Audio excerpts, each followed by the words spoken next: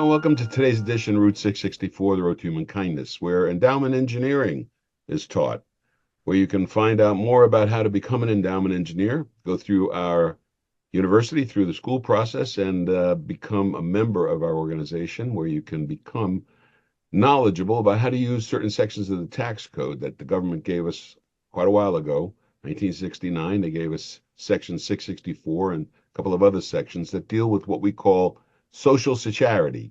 That's the phrase that we've put on the meaning of endowment. If you want to create an endowment, that's like Social Security. We call it Social Security. It's the income that you're going to get later in life. The difference is that with Social Security, you get to direct where it goes after your life is over. And that was the bargain that the government gave us in 1969 when they gave us these sections of the tax code. Do something for charity when you pass, and you'll have lower taxes while you're alive. Most people don't know that bargain exists, but we want you to learn about that. We want you to spread the word. Actually, we would like you to become a professional in this area of endowment engineering. And you can do that by taking a system of courses, and you can also become a certified member of the Society of Endowment Engineers by passing a qualification test that is based on the information that you'll get in the courses. But check it out, where you can find more information about it at endowamerica.com. Also, more about what we're doing in endowment engineering. Endowment engineering is real important because it helps to solve one of the financial hazards. One of the primary financial hazards that it helps to solve is the hazard of living too long, and that means you run out of money. You don't have the wherewithal to be able to take care of yourself, and so that is a financial hazard. People don't know how long they're going to live. We ask them, but they're not sure. But everybody gives me an answer when I say, "At what age do you expect to die?" It's interesting, but the question is loaded because it tells me exactly what we have to measure for when we're looking at living too long. My guest today is Randolph Love the third. He's the founder and president of ShieldWolf Strongholds, which is a fractional CFO company that specializes in business and franchise owners, and with all of the perks and benefits of having a full-time chief financial officer and a succession planner on board. And that's a unique introduction. I haven't heard an explanation that way, Randolph. How did you come to become a fractional CFO company? Thank you so much, Les, for having me on the show. Yes. Uh, Fractional CFO is still in its wild, wild west stages. So, how I became a fractional CFO is I saw a need and I had skill sets to fill that need. It's a lot of companies, whether some know it, some don't. But a lot of companies, they understand the value of having somebody who specializes in dealing with the money and how it's treated and forecasting for the future. But either they're unwilling or unable to pay what a typical full-time CFO requires, which is anywhere from 150 to 250,000 plus, incentives. Maybe they can't afford that. So a fractional CFO will come in and for a fraction of the price, typically meet with you once a month, forecast, look at your goals and forecast what do we need to do in order to achieve those goals and make it not just a dream, but something that's A tangible. reality. Yes, sir. So we use a lot of numbers. We try not to use a lot of numbers, but Hmm. we are using the number 664 as one of the mainstays of what we are talking about to get the public acclimated to the number 664, which is a section of the tax code. And when I look at information on your site, I know you also deal with sections of the tax code. You mentioned, of course, that the 401k, which is a retirement plan. Maybe it's not the best retirement plan. Why do you think that? Just out of curiosity, I was interested in that. Why is Okay. that not the best retirement vehicle? Oh yeah, and as you know, the business owner playbook is the Internal Revenue Code. The Internal Revenue Code was made for business owners, essentially, where most people take vacations. We take business retreats. Difference is it's tax deductible for us. For the average American, nah, it's just recreation. So Uh-huh. I do utilize Internal Revenue Codes, three of them primarily, 72E, 7702, and 101A. It says as long as something is considered a life policy. 72E says it grows tax deferred. 7702 says as long as something is considered a life insurance policy, you can, if you access it correctly, you can utilize it tax free and it not be considered income. And 101A says as long as something is considered a life policy, whatever you have left in there cash value wise actually blossoms to a larger number and passes to your heirs tax free. No other vehicle, no, none that I know of can do that.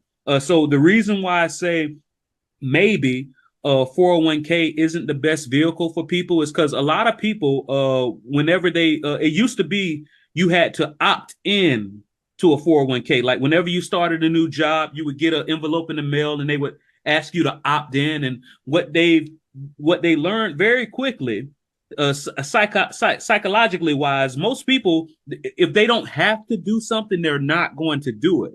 So Mm-hmm. what they changed it to was an opt out situation. So typically they automatically put you in what's called the traditional 401k, meaning you're going to put pre-tax dollars into it. They send you that envelope in the mail and they ask you to opt out. Most people are not going to opt out because once again, it's an extra piece of paperwork that they're not going to do. And what happens is, the immediate benefit is that you get the write off taxes today because theoretically your taxes are going to be lower when you retire. Now, I say theoretically. Yeah, theoretically is correct. Yeah, because what happens when most people retire is now they're no longer contributing to a qualified retirement account. There goes that credit. Usually, when people retire, they're no longer paying on a mortgage. There goes that credit. So what typically happens is your tax rate percentage, maybe not the same amount, but the percentage is going to be just the same, if not higher. And what your financial advisor, just the assumption that they made was there's no way possible that you're going to make more money when you're in retirement. And there's no way possible that the tax code is going to increase. Me, I believe all truths are parallel. I'd rather pay taxes on the seeds than the crops. I'd rather Okay. handle what I know than a future that's uncertain. So, And so many cases, people that are in 401ks don't really have a lot of taxable income. was that you say usually people don't in 401ks don't People have it? who are most of the people that are investing in or are saving in a 401k, a lot Mm-hmm. of them, the tax benefit that they get by being pre-tax is not that significant. It just reduces the amount of the return they're going to get, and if they're going to, it's going to increase the amount of money they're going to get back on their taxes that they paid, assuming that they are in an income tax bracket. And a lot of Assuming. people are not. I mean, the fact the amount of the exclusion right now is pretty high. So that's a very interesting. That's an interesting way of you're describing the benefits of life insurance, which I think is really something that most people don't really know about. The amount of financial literacy with regard to what life insurance policies can do and what life insurance contracts have the capability of doing, are under those sections of the tax code, And less which you just talked about. and in addition to that, because the money is going to be coming to them from that tip, because there is a such thing as a Roth 401k, and we can talk about that as well. But Yeah. typically, because the money is coming to them from that traditional 401k, not only are they paying these uncertain taxes, but now that income is going to be considered income. Now the Social Security, and I know most people don't know this because I talk to people of all ages. Most people don't know because that income is coming through them through that means. Now, more than likely, their Social Security is going to be taxable too. So now you getting an uncertain tax future with the 401k, and because the income is coming through you, now your Social Security up to 85% of your Social Security is going to be taxable. Absolutely. And Mm-hmm. that's the unfortunately um there's a lot of tax rigging going on. Mm. The tax rigging is a way for people to think they're getting a tax break when in fact there's going to be a greater tax in the future. And that's something that is true about these retirement plans. Yes. Mm-hmm. I mean, the benefit of doing tax planning, of course, is very significant. And that's what Mm-hmm. endowment engineers do. My guest is Randolph Love III. He's the founder and president of ShieldWolf Strongholds. We'll be back with him in 1 minute. We'll go away.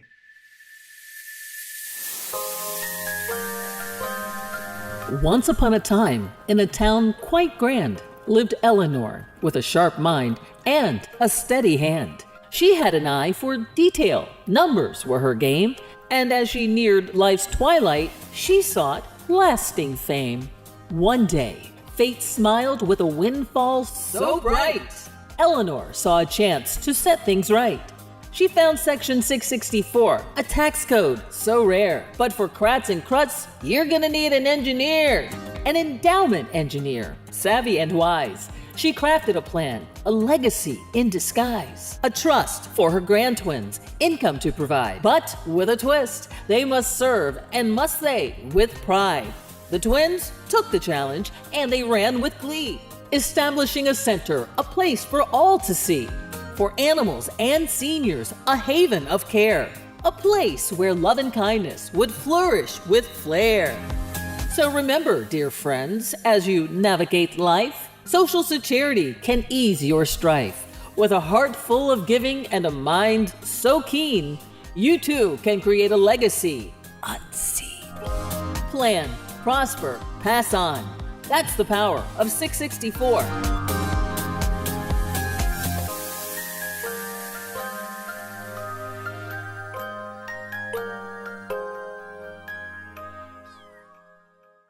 All right, Randolph. So You're good, Les. you're going to save people. You're going to save people money, and it's going to work. So we're back on the air, ladies and gentlemen. We're with Randolph Love III, and he has he's written a literacy book, financial literacy book called "The Miracle Money Vehicle: How to Make Money Make Babies." You sound like my good friend. I can't think of his name right now. Oh, Kevin O'Leary, right? Kevin O'Leary always likes to Mr. send his Wonderful. men out, the little army of money that he sends out to bring back and capture more money. And if they don't Uh-huh. capture more money, he shoots them. Oh yeah, So take behind the bar, and I think that's the way yeah, he puts it. exactly. So to my way of thinking, of course, taxes are a problem, and they become a problem when people are making money on investments. That's where they become a problem. And of course, what we try to do as endowment engineers is show them how they can utilize Section 664, different than sections you mentioned, using Section 664 to help them pay less tax and have more income to spend, and also do something really good for the community. And that was what the bargain was when they created those sections of the tax code in 1969. So why do you think most people, I don't know if how familiar you are with those sections of the code, but from your experience, I mean, if you mentioned 664 to people, would they know what you're talking about?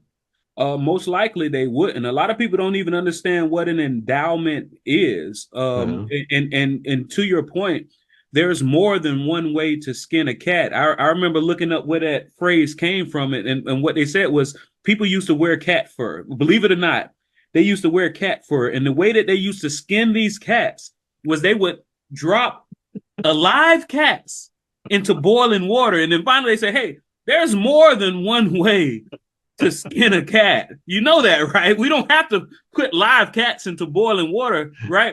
So, and to your point, Kevin O'Leary, one thing that I learned from him, don't think about what it is, think about what it does. When you mention the internal revenue codes that you utilize, when you know what you're doing correctly, it's not a this or that situation. It's not like you're going to listen to me and say, okay, I can't do what Les is talking about. Are you going to listen to Les and you're going to say, okay, I can't do what Randolph is talking about? If you understand it's not about what it is, what it does, and you apply these correctly, you can do this and that. Yeah, that's exactly. Yeah, and the fellow that can tell you what to do with this and that is very, very valuable. So, Absolutely. and I understand. And listen, when you're talking about the fact that people don't even understand business succession, even though they've probably been watching that show forever. Oh, But yeah, just let succession. me caution you folks that that doesn't happen in every situation. Oh, But yeah, it's hilarious. business succession is an issue. And so how do you approach that with a business owner? You're talking about creating a plan that works over a 5-year period, approximately some 5 years. Tell me how you do that. So the first question I ask, because a lot of business owners are under the mistaken assumption that their children want their business. So usually, yeah, No, and they want their money. They don't want their business. that's what it is. So this is always, because usually when I start the conversation with these business owners, of course, their succession plan is to pass the business down to their children, and then a portion of those profits generated by their children, they're going to use to live off retirement. And then one of my first questions is, have you asked your children if they want your business? And it's usually like a 10-second silence, but that 10 seconds is like an hour, 2 hours, the way it feels. And usually our next meeting, that's when they confirm, their children begrudgingly had to tell them, some of them say it easier than others, right? I don't want your business, Dad. I don't want your business, Mom. So now you have to have this conversation. All right, so how are we going to offset this? So if done correctly, people can utilize these vehicles based off of these carve-outs in the Internal Revenue Code in order to still live like they want to live while working. But when you understand how to structure it, most people, when they structure policies, they want the largest death benefit for the lowest amount of money. But when you structure it the right way, you're getting the lowest death benefit by putting the most money you can in there. And when you put the most money you can in there with the lowest death benefit, not only is the insurance carrier understanding, all right, this is not a typical risk. This person isn't giving us $100 for a potential $1 million payout. They're giving us X amount of 100,000, and our payout is maybe once it's fully funded, maybe approximately 5% of that is the risk. So now they see you as a partner instead of a risk. And when you're able to fund it, because keep in mind, it's just a tool. Right. If I were to go to somebody and I say, one of my mentors, Doug Andrew, he says, if I were to go to you and say, do you want Tiger Woods and Phil Mickelson's golf clubs, or do you want their golf swing? Which one would you choose? Most people will take the swing because they understand it's just a tool. Life insurance is just a tool, but if it isn't structured correctly, very good. The section of the Internal Revenue Code you use is just a tool.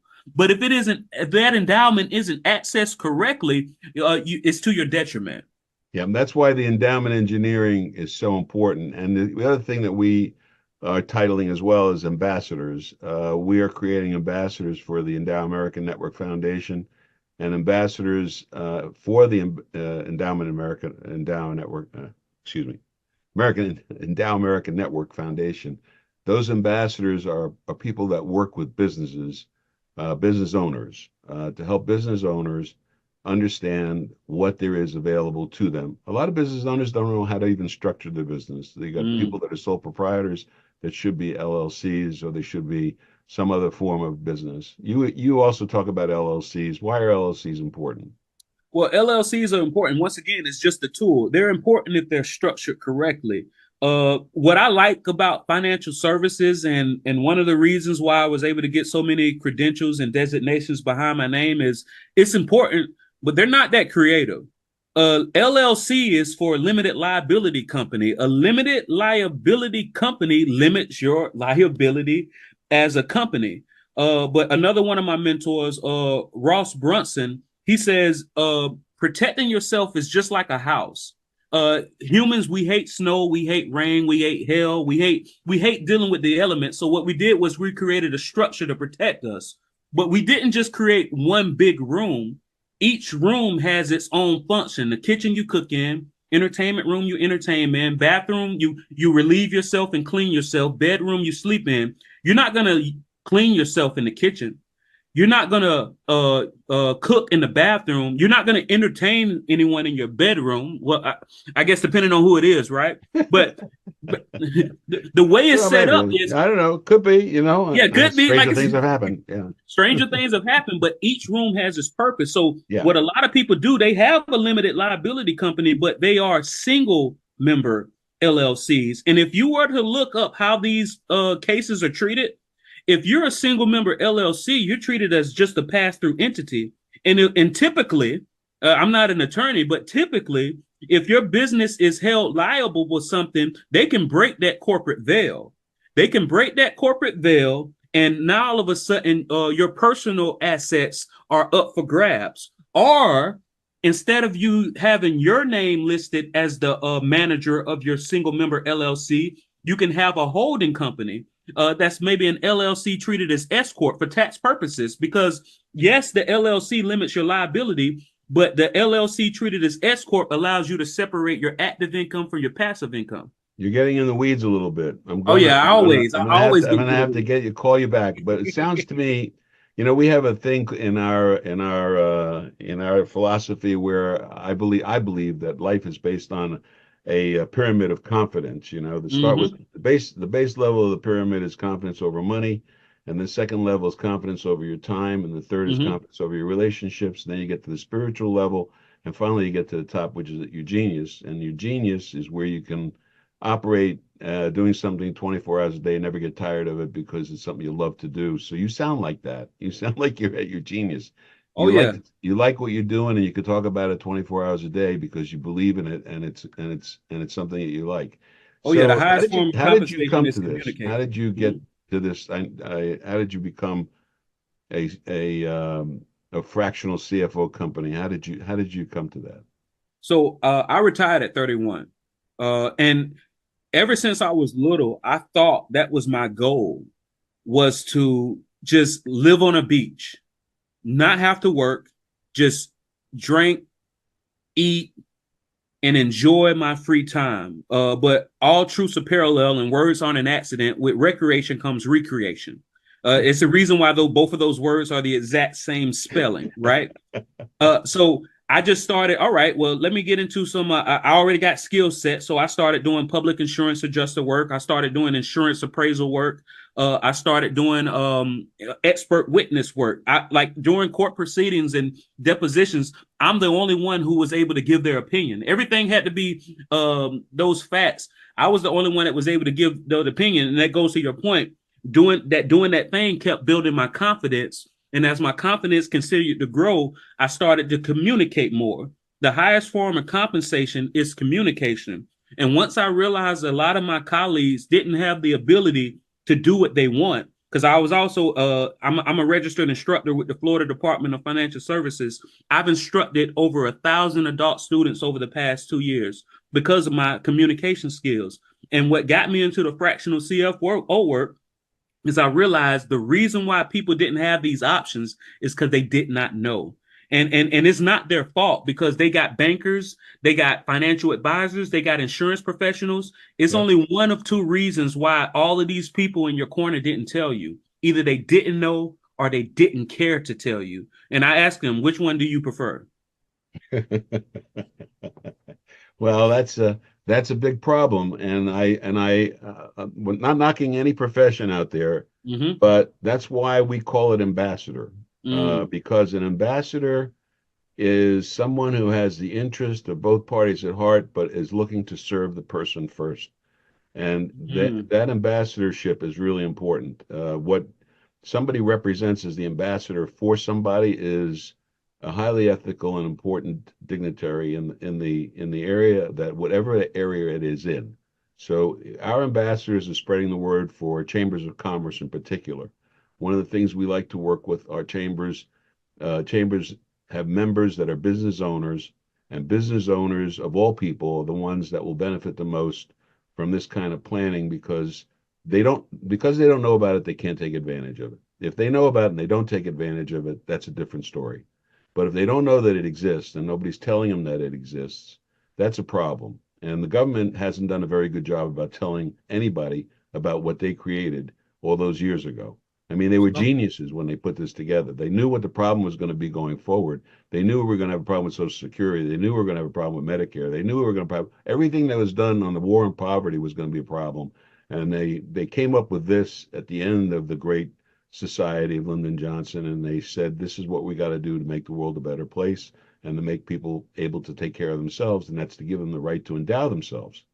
And so that's what this is all about. It's about, my father was in the insurance business all those years ago. I used to go with him when I was 6 or 7 years old. He would take me on calls with him, and I remember it was like I could hear it today. He used to tell them, the best thing for you is an endowment at 65, an endowment at 65. And that was the contract that was sold by most insurance companies for people who wanted to retire at age 65. They could create an amount of money based on an endowment principle. You put money in over a long period of time, it grows, and eventually it creates an endowment that you can use to live off of. And I don't think that's changed. What you're doing is no change from that. You're doing exactly that. You're just doing it with the tools that you know how to use and how to fit them into the proper situation. How much time do you spend with a client to find out about them? Well, typically the first discovery call lasts anywhere from 30 minutes to an hour. I have what's called the ShieldWolf Strongholds Highway. I call it the financial literacy on ramp. Now it's We'd yeah, love to. I'd love to. You got to talk to us because we have an on ramp in our. You got to go to our website at socialsecharity.org. Go to socialsecharity.org. See a picture of a charity driving a vehicle and looking at on ramps. yeah. Maybe I clicked the wrong thing. I see Endowment America here. Endowment engineer search. Okay, no, Search. okay, yeah. Well, you're getting. That's one of the things we got to get straightened out. So I'm glad we're having this conversation on the air because this way people can see how things get done. Oh yeah, Now we got to absolutely. get that straight because we've been trying to get that linked up properly, and I'm not sure it's Oh, happening. oh yeah, and to your point, one thing because I've worked with a lot of companies doing a couple 100,000 to doing millions, and everybody is building their plane while flying it.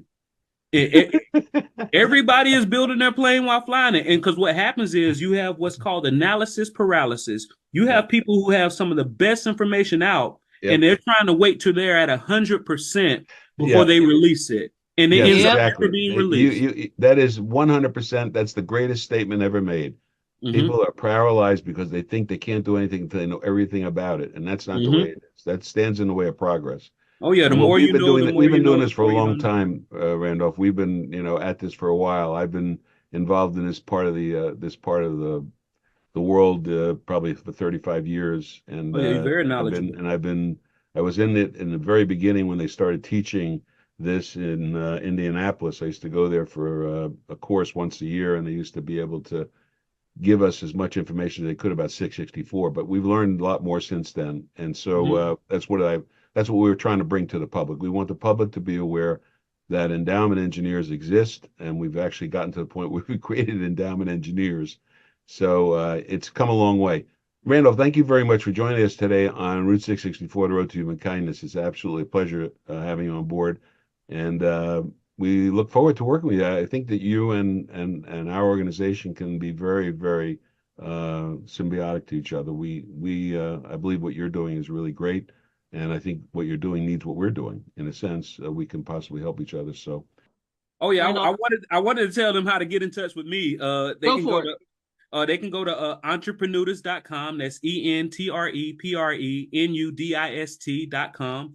You can also text no tax 24, no spaces, no dashes, NOTAX 24 to +1 904 822 4262 +1 904 822 4262. Thank you so much for letting me on the show. have a great week, everybody. That's the show for today. We'll be with you next week. Oh, don't forget to listen to our radio station, Route 664 Radio, and also go to our website, endowamerica.com, endowamerica.com, and we'll be with you again next week. See you.